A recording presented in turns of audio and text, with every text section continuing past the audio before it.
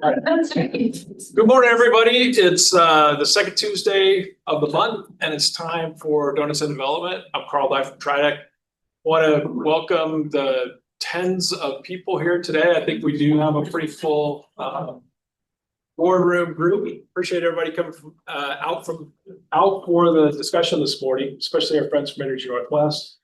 Today, we're going to talk about the future of public power, Energy Northwest's clean energy leadership.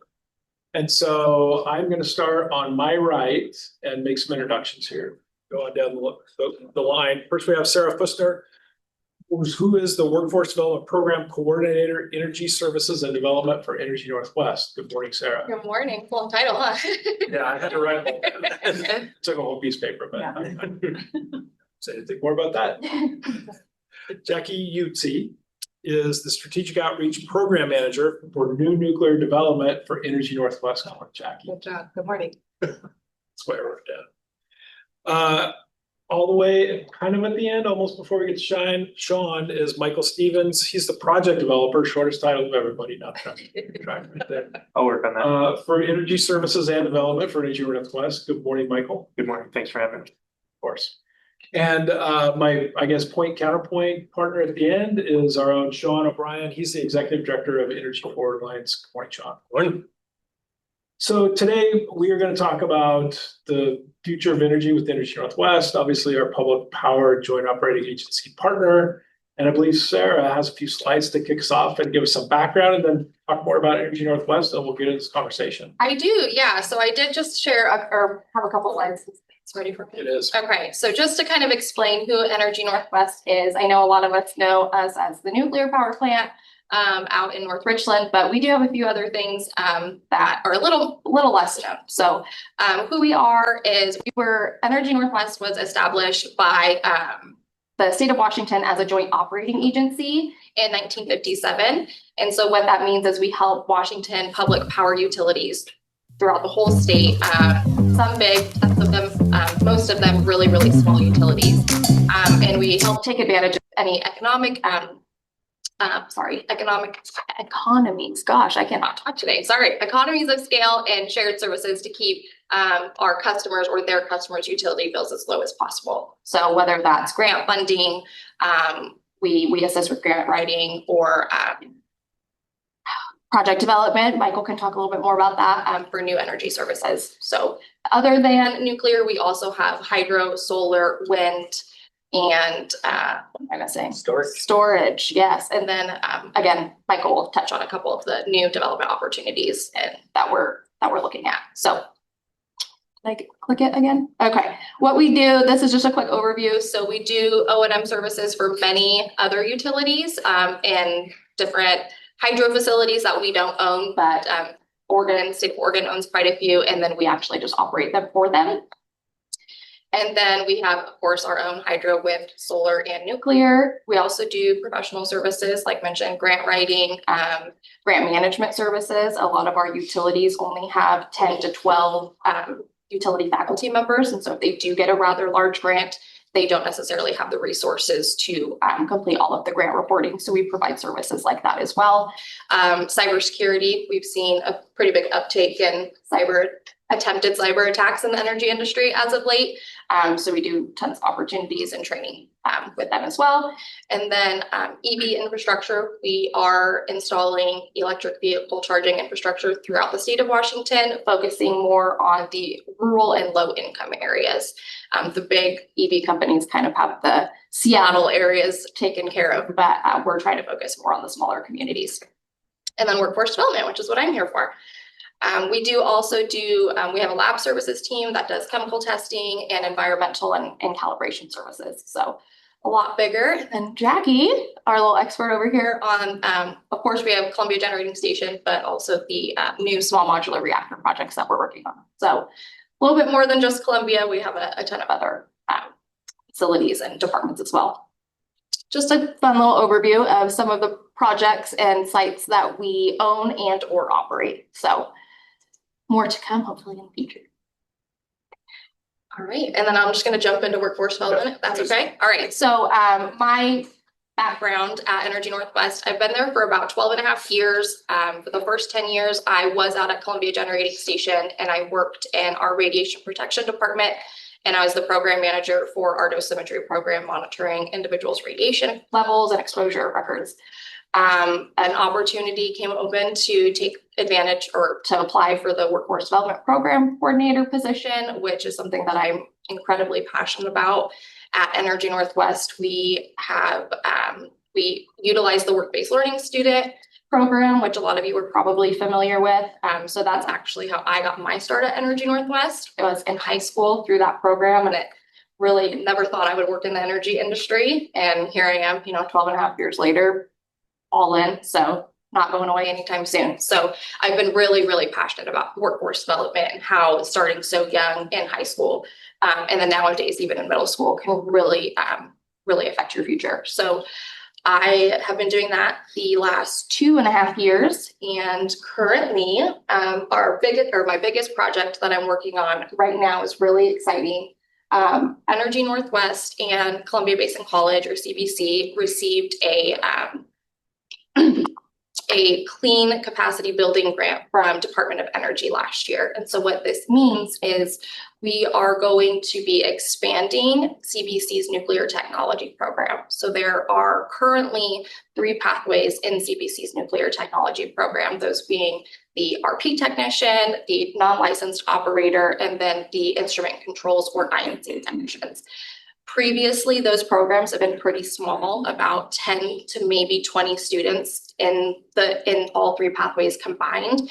This grant has actually allowed for additional funding to improve and expand the curriculum. So this fall actually was CBC's first semester to implement the expansion, and they increased enrollment capacity to 40 students, thinking they would not fill that. It filled in a day and they had a waiting list. So we were able to expand it to 46 for this semester. And then going forward, the plan is to expand that further.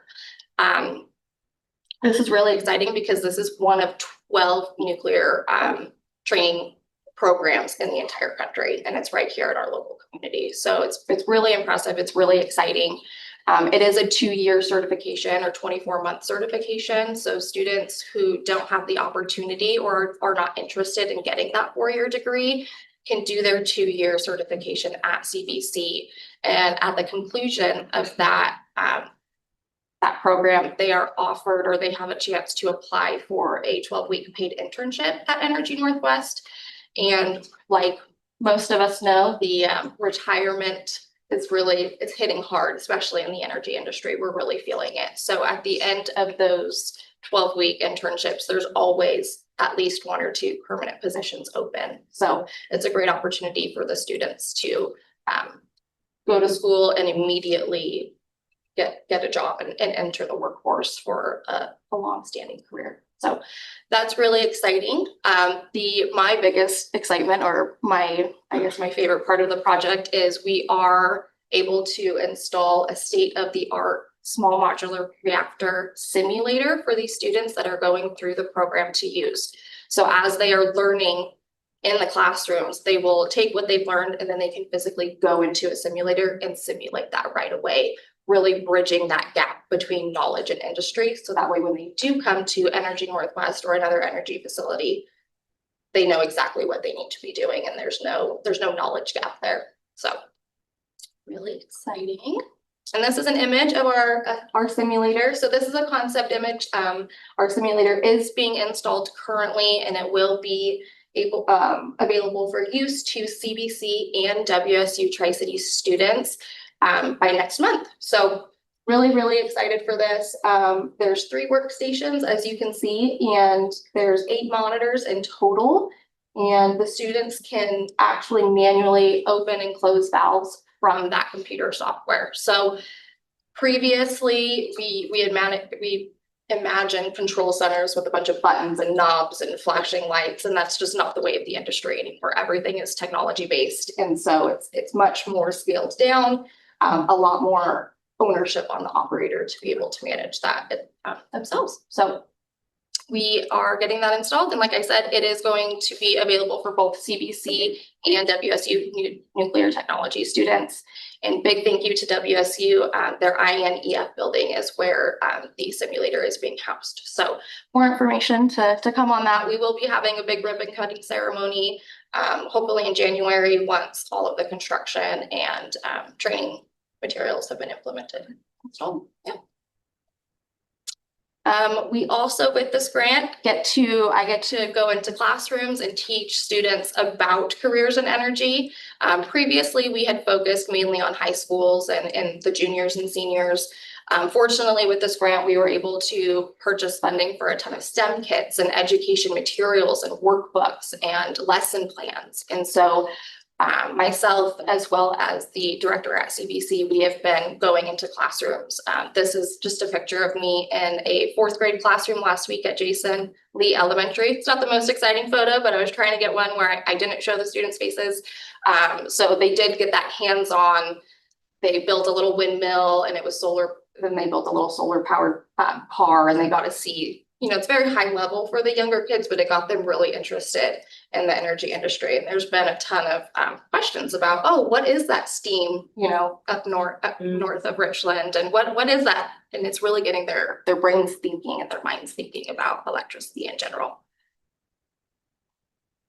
Additionally, we also run what's called our public power internship program. So because Energy Northwest is a joint operating agency, we have 29 utility members throughout the state of Washington that we provide services to.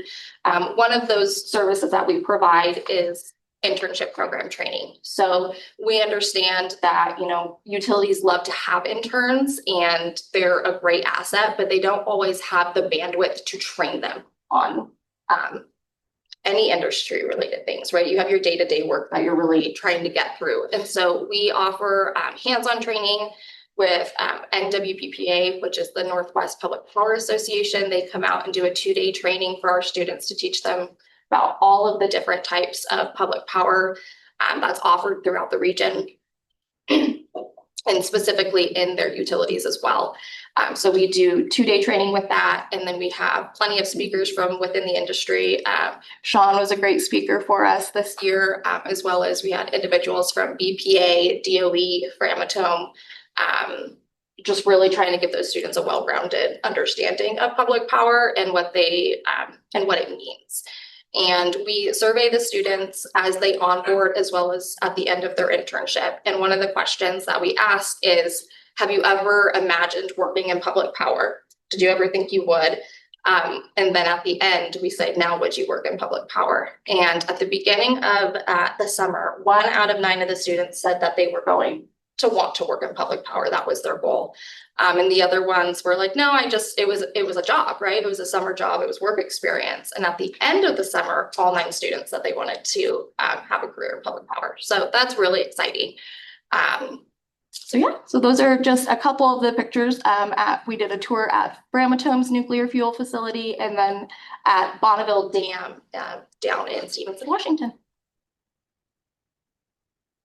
And then that's kind of my wrap up on workforce, but I do want to put a plug in. We do have Energy Northwest Annual Public Power Forum is next Thursday, October 23rd, right here at the Three Rivers Convention Center. It is a free event. It's free to come and register. It's from 11:30 to 5:15. We do have a couple of optional pre-conference breakout sessions that are starting at 9:30 in the morning, but again, completely free event. You're all welcome to register and come and see what Energy Northwest is doing regarding workforce development, advanced nuclear technology, and then as well as other energy project developments that might help kind of touch on for you. So Great. that's my wrap up. That's really good, Sarah.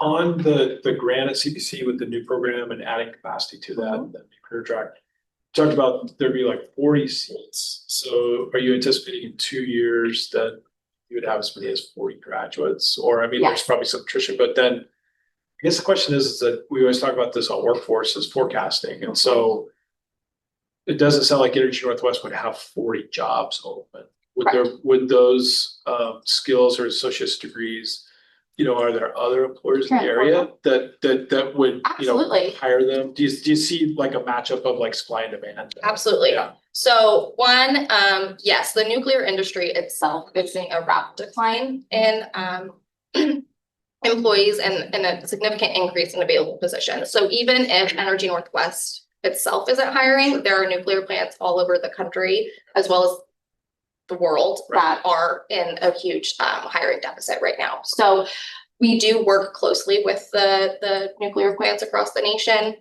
There's also positions where the HP or RP techs, depending on what site you're at, they travel. So they just work outages. Yeah. And so a lot of those individuals will work each outage at each plant throughout the year. And they wind up only working about 6 months out of the year, making $200,000 to $300,000. Wow. They can go to Switzerland. They get paid to go to Switzerland and work at the Switzerland plant for 6 weeks at a time. So there's a ton of opportunities that way. Additionally, the INC and operator pathways are fully transferable to work in a hydro facility. Okay. You can actually use that as a basis to get into aviation as well. There's plenty of other career pathways that we've been seeing.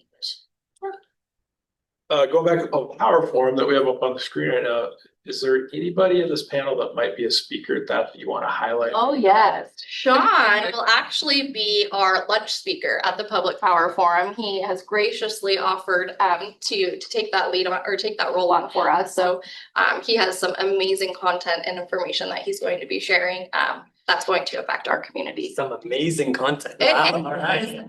I've already seen it. I know it's amazing. No, thanks, Carl. Just a quick shout out. One of the reasons that we wanted to have this conversation today, really excited for you all to be hearing from, not that we're young bucks, but the next generation of leaders in our community at major institutions like Energy Northwest. And something that I am looking forward to highlighting next week for the audience, it's really statewide that comes to the Public Power Forum each year, is that key role of leadership that Energy Northwest is providing. Over the last few years, from the Biden administration's original pledge to triple nuclear deployment to the Trump administration's, attempt to one-up that by now saying we're going to quadruple, of course, it's communities like ours that are on the front lines of actually executing these visions, right? These plants have to go somewhere. And Energy Northwest is providing that leadership by saying, we're willing to step up and be one of the first communities to do so. So I think I'm excited for Jackie to tell a little more about some of the updates on that front. But that key role of leadership, I think, is just so crucial. And Energy Northwest deserves a lot of credit and recognition. We'll go to Jackie next. I just wanted to add in on the history of Energy Northwest. I think it's so tied into the Tri-Cities community. I've only lived here 5 years, but I've learned so much from so many different people, including Bob Ferguson. Bob Ferguson was a neighbor in Dover, Idaho, and he was involved at the end of completing Columbia Generating Station, and so many others. So many people gathered in the room today that I've learned so much about Energy Northwest's future. But we always like to talk about TRIDEC was formed in 1963, same year that President Kennedy came out to dedicate a power generation component of the N reactor, so the last plutonium reactor was built. Long ties between Energy Northwest and the Tri-Cities. And, like Sean said, we're really proud of you guys as being that next generation of leaders coming up for the road, because it's this long legacy of partnership and leadership really in the energy industry for our region. And Energy Northwest has been that champion. So with those words, Jackie, you want to talk to us about the XE100 project, the Amazon partnership? What's going on with new nuclear development? Like, we've had Columbia for 42 years now. It's been online, I think. 1981. 1921, 41. Yes.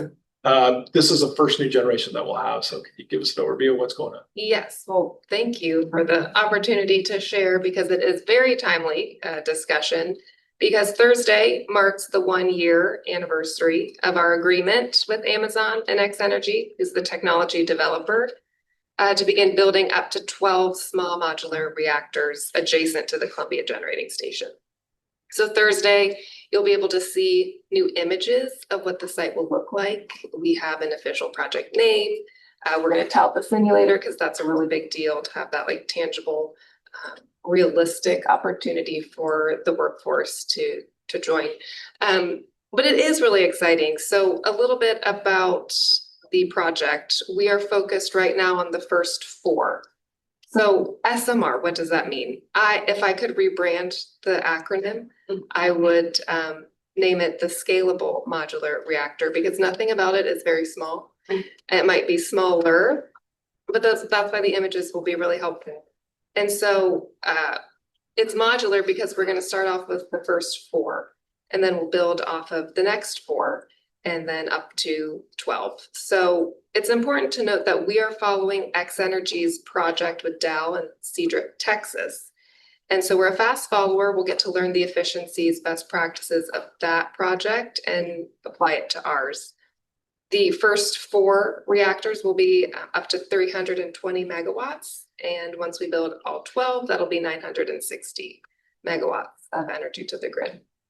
So it's important to note that this is carbon-free, safe, reliable energy, and it's a 60 to 80-year investment for our region. And I think the landscape and the political climate and just reality has taught us that wind and solar is not the sole answer.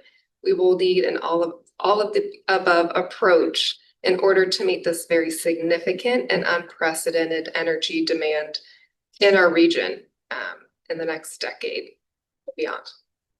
So, thanks for that overview. I think at a full build out of 12 modules, that would be 960 megawatts, as you talked about, Jackie. How does that compare to the output of Columbia Generating Station, which is kind of the traditional light water reactor that we have for now 41 years? What's its output? I mean, like, does a 12 pack, I know that's been battered around, a bit, does that match up the output of one big, Yeah, so Columbia Generating Station generates 1,200 megawatts. Okay. So this will be 960. Right. But the beauty of it is you can, I like to say it's kind of like building Legos off site. Yeah. And you can transport it to the site, which has many benefits. And it's also, scalable, which means it can load follow. That plays well with wind and solar, and it can adjust the output based on peak demand. If it's a very sunny day, or if it's a lot of wind, it can adjust that output based on the other renewable energy sources. Yeah. And so if you think about it, the technology is what really sets it apart. Whenever I go to industry or meetings, I hear the word renaissance like every other word. And we have had nuclear renaissances before. And what makes this time different is not only the unprecedented energy demand, but the innovation and the technology of this new fuel, which was really cool.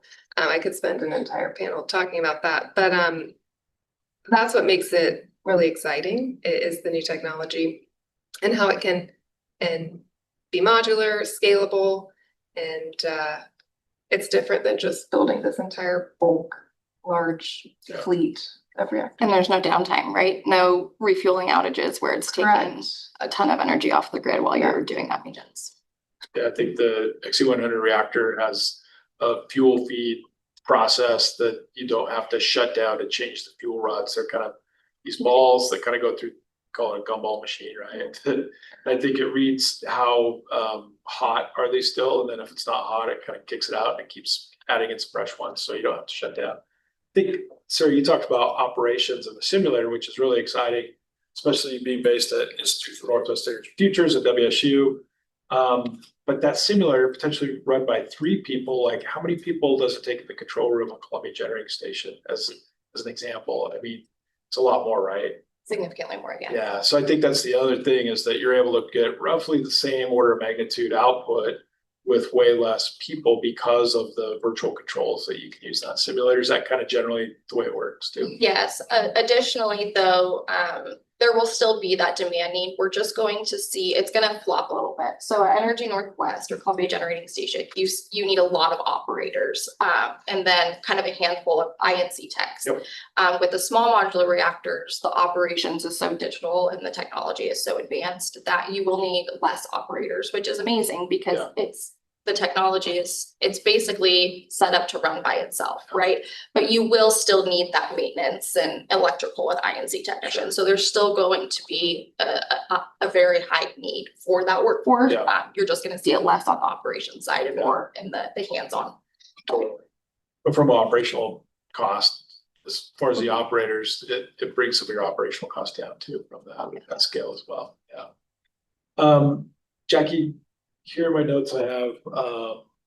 We're gonna talk a little bit about the National Governors Association nuclear meeting. I think you briefly talked about Washington's support of nuclear, but that's really your role with Energy Northwest, is providing that state interface in a lot of ways with some of your other team members. But can you talk a little bit about that? Maybe Sean was there too, and I was on a panel as well, but you want to talk about maybe that Governors Association kind of roundtable workshop, and then how do you see the state's support for new nuclear especially growing, and is there tie-in with any state policies that might be out there? Sure. So it's important to note that the state gave us $25 million to help pursue this project, which was a really big deal during last year.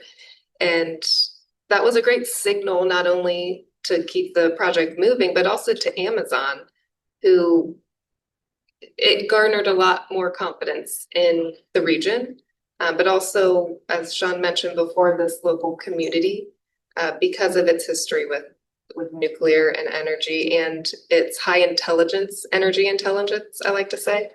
I mean, there's a Three-Eyed Fish bar and the Fission Cafe at the airport, and I'm new to the area, so that kind of stood out to me. Radcap. What is that? We got Radcap. Okay. Tom Burley. Just saying. Yes. We can just keep going. Okay. Really can, just keep on going. So it definitely made a difference when Amazon was selecting our project to not only have our experience as nuclear operators, but also have that positive local community support was a really big deal. And Sean can talk more about the retreat. I did not attend, so.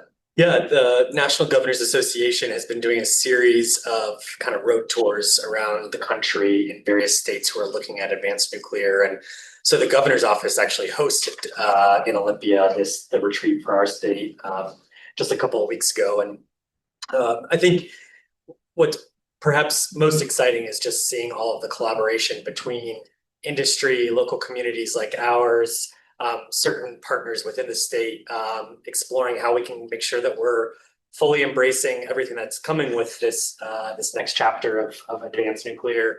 And I think something that was a takeaway was just that key need for state leadership to also be coming to the table and joining all of the great collaboration taking place. I think to just underscore Jackie's point, I think that strong signal that the legislature sent in investing that $25 million in the project is invaluable.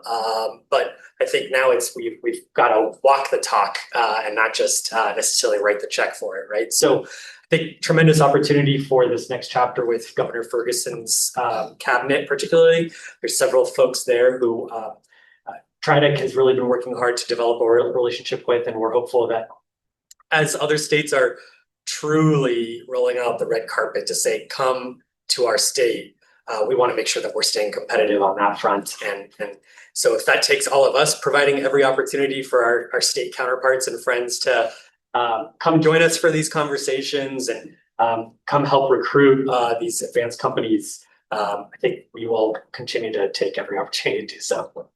Yeah. So you mentioned the state interface, and in my opinion, it's absolutely critical and essential at the state level to have progress for our project. And it will mean a lot when interfacing with FSEC, the state permitting authority. And so right now we're focused on the feasibility phase. So we're doing the, site characterization, the environmental report, essentially everything to prepare to submit our application to the NRC. So that'll be, 1 to 2 year process. And we follow Dow's project, and they've already submitted their construction permit application back in March. So that's also a great signal of the momentum, because we are a close follower and we can do the efficiencies as well.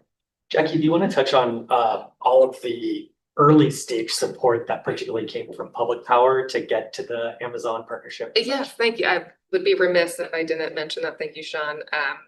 17 million, or no, 1 million was provided by about 17 utilities to gain support of our project, in addition to Puget Sound Energy, who gave 10 million, and then the state. And so it's, not lost on us that because of that support, it was critical for the success of this agreement, now marking 1 year on Thursday. I might just throw it because it probably predates all you guys a little bit, but so the Department of Energy has the funding for how X-Energy and Dow are paying for that first plant. So the Advanced Reactor Demonstration Project, right, was initially Grant PUD was going to be the off taker, and so gosh, it might have been 22 or David Reblog 22. Probably we had the Tri-Power Energy Agreement, I think, right, where Grant came down. Representative Newhouse was here, Clay Sell was here, Brad Swatsky was CEO of Energy Northwest at that time. And so Grant PUD got to the point in the process where they had to make up their mind, like, are we actually going to be this off taker? They declined to do so. Then our local public powers, who were able to get $1 million, but tried really hard to even get more to be the full off taker, to be able to keep it here, weren't able to, really didn't have enough time, I would say, to put that money together. And so X-Energy really didn't have a choice but to go to Dow. But to your point, being the fast follower, now there's going to be advantages. I don't think collectively we being the region have lost that much time. So it's all going to work out together. But I just want to give that little context is, Energy Northwest, I think, was originally the operating partner on both of those DOE grants, also including the TerraPower grant too, right? And so you talk about the operating excellence, the history of Energy Northwest, that's a long legacy that DOE respects, obviously, picked Energy Northwest to be the operator on both of those projects. The load flowing on SMRs is great, and its connection to renewables kind of takes us to Michael and sort of what I think your expertise is with some of these new generation and storage devices. Michael, what do you do at Energy Northwest? Can you give us a little background and maybe that tie-in? Well, so I work on the opposite side of the building to Jackie, and so that whole side is dedicated to the new nuclear, and they kind of hold their noses up at us because we're the kind of the intermittent generation technologies. So wind and solar, they're actually the cheapest to get up. Still not cheap, but they don't operate all the time. So the wind's not always blowing, the sun's not always shining. And so we're trying to branch out from that a little bit and try to firm up those resources, come up with some other alternative forms of generation that still fit the bill for what Washington is interested in as far as non-emitting generation assets go. But so one of the things that we're doing right now to pair with our wind farm is so energy storage via gravity. So, there's a lot of battery energy storage. There's some water storage around the nation. But batteries, people are afraid of the fires, the thermal runaways. The water scarcity's an issue as far as we're right next to the humongous Columbia River, but it's actually very difficult to get any water out of that to do a pump storage with water. So the beauty of the gravity energy storage is actually just think of like a train mixed with a ski lift on steroids. And so basically when you have excess generation, the wind's blowing, sunny day, you have more energy than you can use. And so what you'll do is you'll just pull the train up the track during that time. And then, nightfall hits, and then all of a sudden people are watching their TVs and cooking and stuff like that. And then you need that energy. And so you just let it kind of come back down the hill, and it's attached to a humongous chain, and that just pulls a generator. And so the beauty of that is that it's actually not really any new technology. It's just like an innovative way to use it. So, saying you're not using any chemicals, you're not using any water. It is kind of expensive, and ideally you need to co-locate it to a place that already has a generation asset, and then also a connection to the grid. So we feel like we've got a pretty good spot for that, to where, and then also the natural terrain is such to where it's like a gentle slope long enough to where you can actually maximize the your storage capacity. And so we have a multi-phase they're actually trying to come up with a new name. I actually think it's pretty good. I don't know, are we allowed to say? Jackie's holding the name of the new nuclear right now, but so we call it the gravy train in-house. I think it was actually a typo because it's like a gravity train. Somebody was like, hey, gravy train, that's good. And they're like, no, it's gravity. And they're like, no. You have everything after food too. Yeah. And Pretty so, much everything's food. yeah, Ross kind of piggybacked on that. Yeah, Yeah. but I'm convinced that somebody did make a typo or just read it wrong several years ago. But so there's a demonstration project for this technology in Nevada right now with one of our close partners. It's Advanced Rail Energy Storage that we're working with. And apparently there's a lot of deep pockets that are interested in this technology as well. Like some of the tech companies in Silicon Valley, they're just trying to cut us in line. But we've been really lucky to actually have this partnership with Aries and then PNNL, who's been studying it for us, and then we're hoping to get that online in the near future.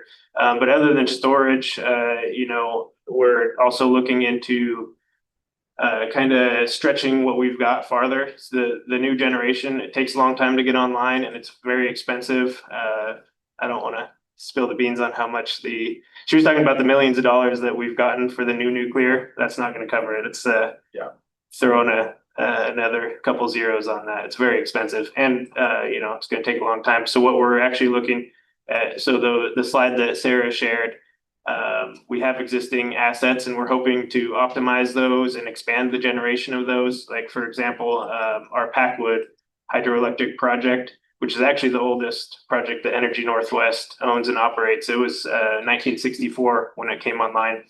And it's 27.5 megawatts. It's kind of a little dinker in the world of hydroelectric projects, but PNNL as well has done a study for us on that shows us to where if we actually do some data-driven optimization of that, not only can we generate more with the limited amount of water that we get every year, but we can also increase the revenue on that. Sell some to California. Like maybe open the turbine up a little bit more when the prices are higher, or yeah, basically we'll hold the water back when Yeah. the prices are low and then let it flow when the prices are high. Okay. And then ideally what we do is sell some of that to like California, and then that makes the Washington prices cheaper, sure. which will be good for us. Yeah. I'm a penny pincher at heart, so Yeah. I like that idea. But so not only just using the water better, there's extra water that sometimes you can't utilize all the water that's coming through. And so that's basically just wasted potential. And then so we found out there's ways to where you can just basically harness that extra water, like with micro generation, which anything depends on who you ask, but some people say anything below like 2 megawatts is micro generation, even though, that's still quite a bit of power. Right. And then so also for the city of Burbank, we operate one of their hydroelectric projects. It's on the Tieton River, and they have a different issue to where the way their system is set up, they can't operate when the pressure when their reservoir gets so low, there's not enough pressure for them to run the main units, and so they just spill the water right through. And so you can add basically smaller units onto there at that time as well. So, we're looking at the new stuff. We're looking at storing the intermittent things. We're trying to stretch what we have farther and use it more wisely, I guess. But then we're also trying to harness, I guess, the heat of the Earth's crust with a geothermal process or geothermal project. And so we're in the early stages of geotechnical and geospatial surveys to kind of drill down on some of the data that the Department of Natural Resources has provided in a state of Washington study that they've released a few years ago now. They identified a few really good sites. One's in Mount Baker area, Mount St. Helens area, and then there's one, it's just north if you know where Hood River is, just on the other side of the river in Washington. That's like Windy River Valley area. And so that's kind of where we're going to target first. But so we're kind of trying to move the needle in several different areas to keep up with kind of new nuclear. Yeah. And I like to joke on our side, I don't think you've heard this joke, but they only work on one technology. We actually have all these different options. Right. And so even though theirs is better, we've got more. So it's like their quality over quantity, and we're the inverse of that. Right. So. Well, and I guess next week when Jackie unveils the new nuclear name, we'll know who's better at nicknaming too. Well, that's why we're trying to rename the Gravy Train. Gonna compete with that. Yeah. So the geothermal, how far did DNR go in the analysis? Like, did they actually bore holes? They look at how deep you gotta go? You know, I mean, They went about 900 pages into analysis, that's for sure. It's a pretty big report they yeah, did. no, that's a big paper, but I'm talking about Yeah. in the ground, this comes out of. How far did they go with that? So I think they did a few test wells. So ideally you want to get to a heat reservoir that's like over 150 degrees Celsius. And well, there's different things you can use it to. Like actually, you can actually just heat and cool your house with a ground source heat pump, 10, 15 feet maximum. But if you get down deeper than that, and you get it to the 150 degrees Celsius or higher, then you can actually use that to create steam to generate electricity. And they did a few test wells, and they found some good hot spots, but it's not just about where it's hot, it's also about seismic stability too, because when you're injecting the water in there, you don't want to do that. So but there's a lot of good information in there, and it's nice that they kind of moved it along for the private developers and the public power to kind of use that and take it and run with it. So that's what we're trying to do now. Well, really, I mean, if you guys were able to have a generation site that would help the I-5 corridor, honestly, that's what our most, right? Like, that would be something that is stable and reliable power that isn't intermittent. If the state's going to keep on pulling natural gas off of the grid for reliability, you're going to have some more baseload power on the west side. So that hopefully that works out. I mean, what do you think the time frame is for development? Do you guys have an estimate? So there's some regulations, or there's some like new movement in not only the state of Washington, but at a federal level to speed along the permitting and process. And so some people are really optimistic, 2 to 3 years to get, once you've actually done your test wells and found a good resource, 2 to 3 years after that to be able to actually start construction, and then coming online, a couple of years after that. Historically, 8 to 10 years, but we're trying to move that forward. And similar with the nuclear, it's like one of the things that has bipartisan support, and that's pretty rare in this day and age. And so we want to really lean into that, because we know that if both sides like it, it must be good, right? Totally. How about the gravy train? Like, what do you think time frame is on that? You said you're kind of jumping the line on the tech companies, but like, and I think you guys are even looking at 9 Canyon, because I think that's where you deploy it, right? But I think the turbines are coming up on the end of life. Like, we don't really know that much about it, but wind turbines have a set lifespan versus like you're talking SMRs that are 60 to 80 years. I think, Columbia now has been the initial 40, and I think it was relicensed for another 20. Right. And it could probably go for another 20. So like with nuclear, you're talking like 60 to 80 year spans. Renewables, solar, wind, if you get 20 out of them, you're doing pretty good. So are you guys looking at the whole thing? Like, are you going to keep the turbines up and then add the storage? Is that kind of all wrapped in together from a project planning? Yeah. So we're actually lucky to where we have some of the older generations of the turbines that were built, to take a bigger punch than some of the newer ones. Like, I don't know if you heard, some of the blades now are not that high of quality. Ours are so old to where, it's over 20 years in those blades. We just did an analysis on the blades, and most of them are still really good shape. But there's the gearboxes and the generators and stuff that are kind of going out, but we're actually in process of doing a major maintenance on those turbines to where we're going to be able to get a minimum of 10 years additional life on them, easily up to 15 years, and then maybe even 20. And keep the same pylon and the same blades stuff, just going through the kind of the gear train. Yeah, the guts, basically switching out the guts. And actually the price on doing this, like the price of power, the cost of power is like unheard of as far as how cheap it is compared to everything else now. And so it's like as much of a can't miss project Yeah. as you can get, in my opinion, especially because the turbines are already there. And so it's hard to build new ones. You know, people don't like their sight lines Right. getting obstructed, Yeah. but these ones are already there. So we're like over 8 out of the 10 hurdles already, it seems like. And so It's great. that'll be good because then it'll be a good to pair with the gravy train as Yeah. well. And I mean, like if the gravy train is behind the meter, would you have like remote switching technology? Like you said, you'd have a grid interface too. So if it's not blowing here, but there's extra cheap renewables on the grid, you could pull the train up the hill with that. Is that, do you have to have like an on-site control room, or can it be like remotely switched, or how would that work? So there's gonna be some upgrades to the data acquisition systems and the control systems and everything like that as part of it, because you know these were in the early 2000s Yeah. and things have come a long way since then. Totally. But we're still looking at the best way to kind of control and release the energy. There's several different options, and it also kind of depends on the participants. So all our projects, we serve at the behest of our member utilities. Sure. So the PUDs, there's 29 of them, and then some affiliates as well. Yep. And it kind of depends on what they want to do, because we basically have to let them make the decisions. Unfortunately, fortunately, sometimes it's unfortunate because I don't know if they always make the right decision, but they've got a good track record, I'd say. But there's several different options for that, as far as, you know, who's going to buy the power, when are they going to buy the power, and you know, it's kind of a black box to us too. A lot of times we provide the energy to them, and then they might turn around and sell it, or they might use it, and so we don't really know. Yeah.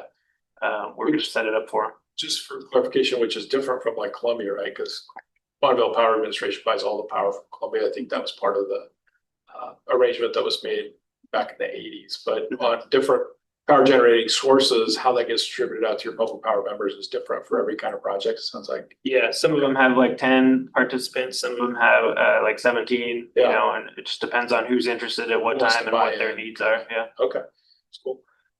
We have about 14 minutes left. Let's open it up to questions, or I don't know, Sean, do you have any questions for the panel, or let's open it up to the audience here, see if anybody has any questions for our distinguished panel. Maybe just one topic to touch on as folks are jumping to throw their arms in the air. You know, Jackie touched upon just the kind of unprecedented amount of power that particularly our friends in the technology sector are going after right now. So that demand is just, it's spiking like crazy. And I think, again, key to the agreement that Energy Northwest has with Amazon, you know, with this behemoth of a technology company that we all know well, is homegrown company.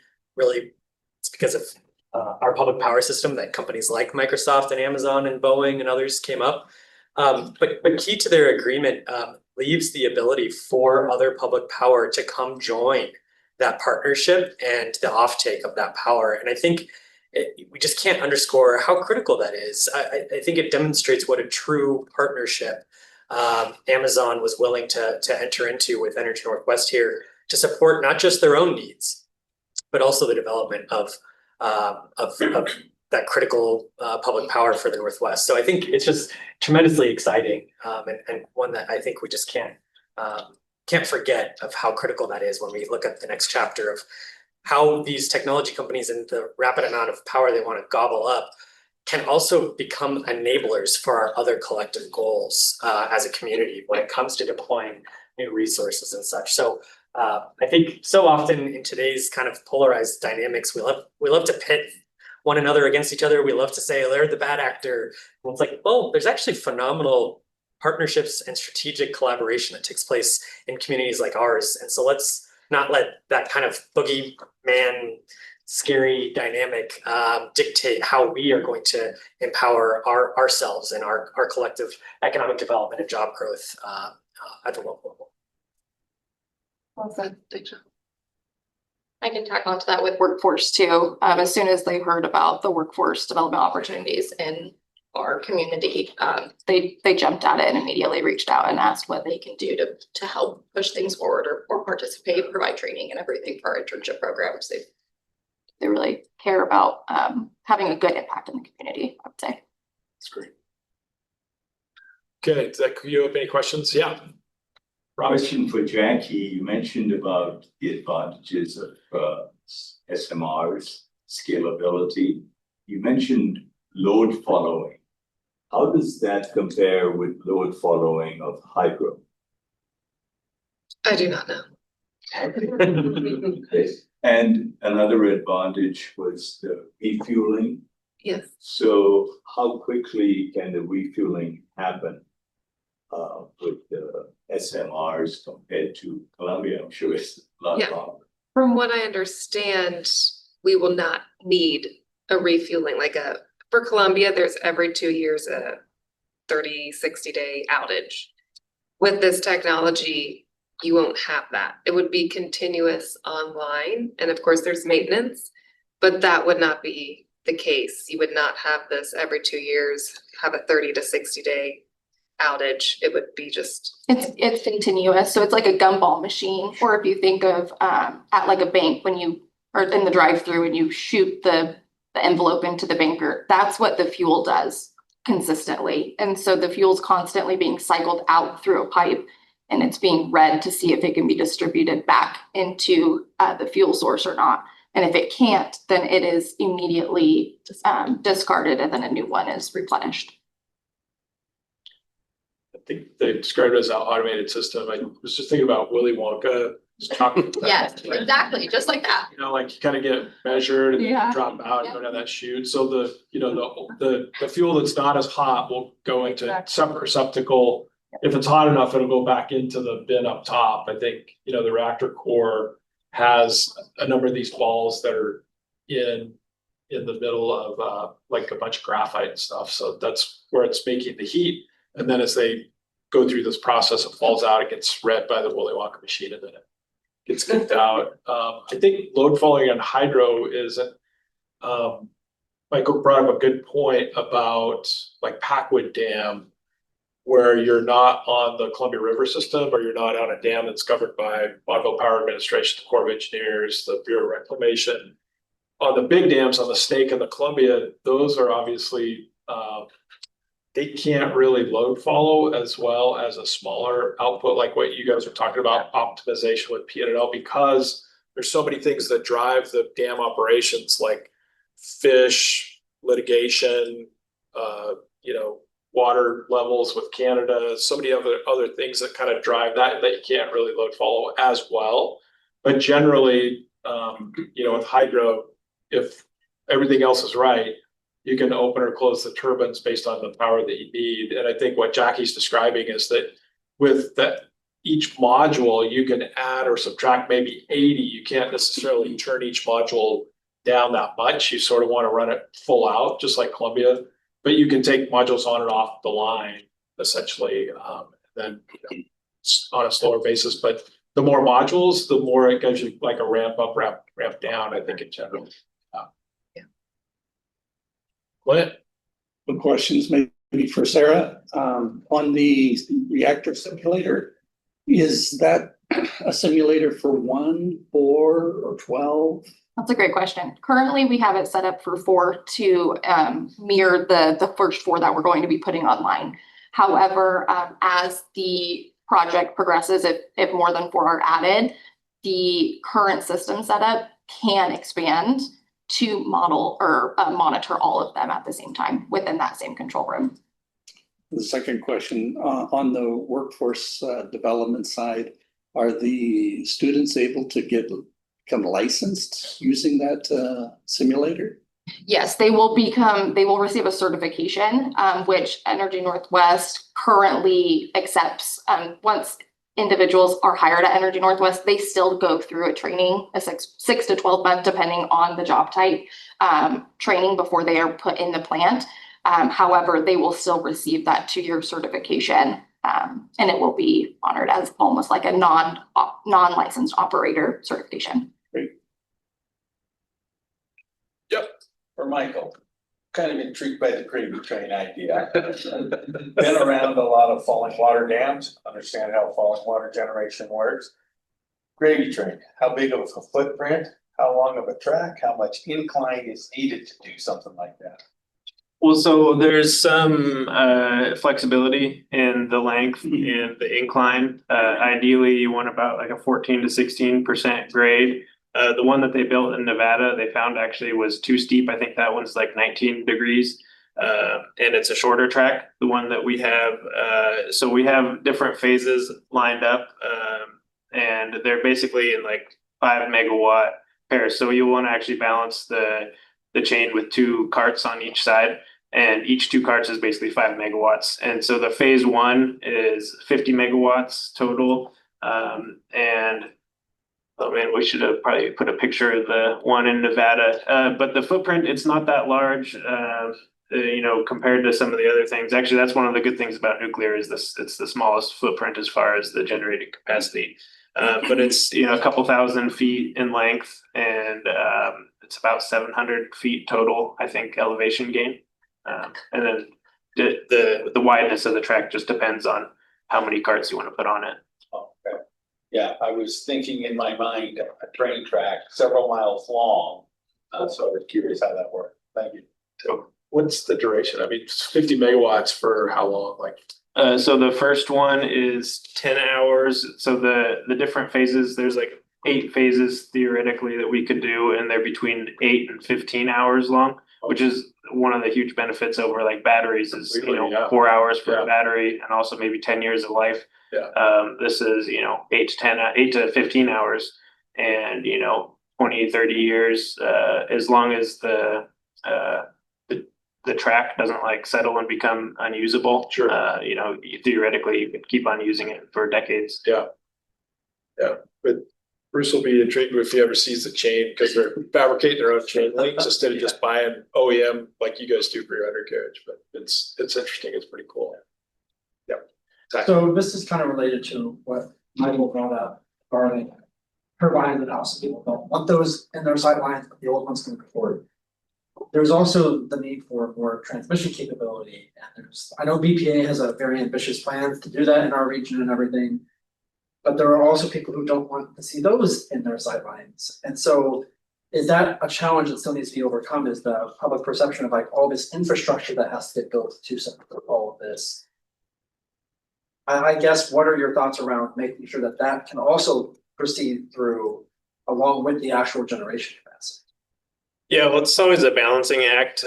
People don't like to see it, but they do like to have electricity. And so it's like, you want to be able to have lights at night, but there's several different things that they're trying to balance, like I said.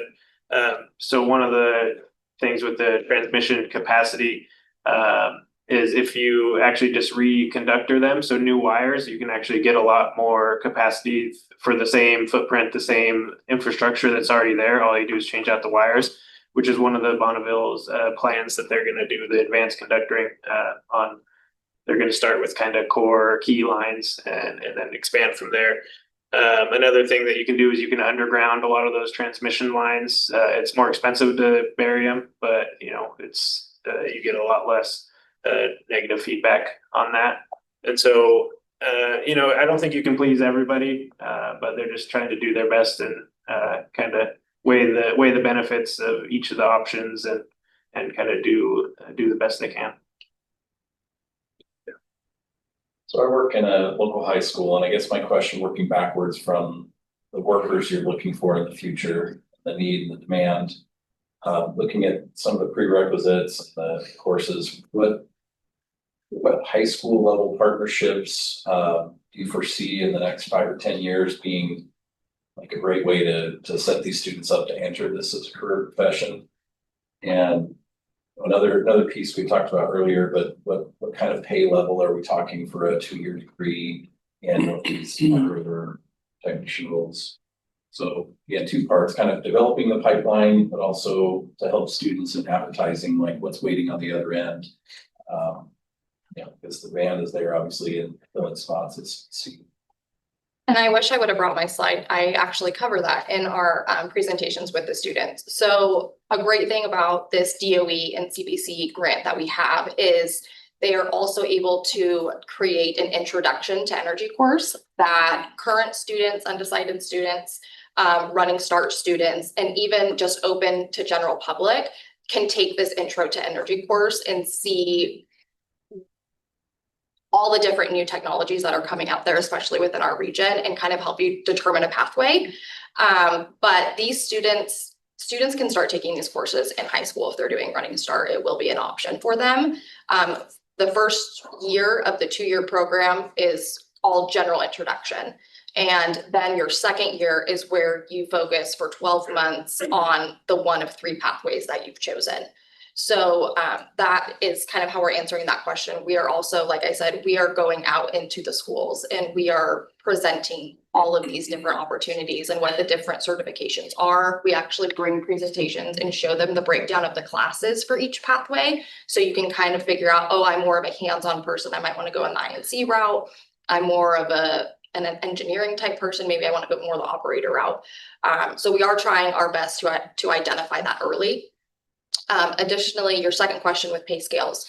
What we're seeing right now is INC operator and what was the HP techs at entry level. They are union-based positions at Energy Northwest. So this does change, as they go through union negotiations. But starting out, it's $39 an hour, and it can go up without including overtime and paid rest and paid lunches. It can go up to $65 an hour. We had an individual that graduated the CBC program a couple years ago and is at Energy Northwest, who's 23 years old and made $240,000 last year. Good. All right. It's 10 o'clock. Let's go into, yeah. Okay, Senator Torres. Michael. I met with Yakima Nation last year, and one of the cool things that they presented is to talk about the gravity or gravity training. They presented something very similar that they're working on currently. Are you partnering with them, and are you familiar with their project that they're also working on? They're using power from the grid to go up the incline, and then I guess it's supposed to generate power on the way down and store it somehow, but. I am not familiar with. It's the same They're company. very similar, Yeah. okay. It's- Oh, okay. Yeah. Yeah, and no, we try to coordinate with, the Yakima and any of the other tribes as much as, and as early as we can. But I'm not familiar with that one, but I'm glad that they're doing it because the more you can get, the better, I suppose. Yeah, when we met with Yakima Power last year, they kind of gave us an overview. They're actually trying to attract the manufacturing because they want to machine these chain links themselves, which is pretty cost effective, but it's a good job creator if Yakima Nation could land them. And then I think Tribal Council has opened up some of their kind of closed off area back up in the forest that has a really nice slope that they'd actually be interested in siting one of these, right on the tribal reservation. So they're pretty excited about it. And some local manufacturing would obviously be good for the Nine Canyon project, and then just good for Washington if it works out. But it's the same company, it's the same Nevada-based company. Yeah. Okay, let's go into quick closing remarks, Fran. We're gonna have to get you after we end because we've got people online, but hold that question. Understood. For a minute. Sean, closing remark, lightning round. I think just a quick plug, obviously we'll see all of you at the Public Power Forum that Energy Northwest is hosting next week. Then just keep an eye out for Thursday's announcements from Jackie that she's been working hard on for. Yeah. But it's exciting times at Energy No Northwest. pressure, but better at gravy train, right? Yeah, well, just thanks for having me. It was great to be here and kind of discuss what we're working on and exciting times ahead. So I'm optimistic. Thanks for joining us, Jackie. So we're getting to work. We're doing it. It's still very early in the process and it will take time.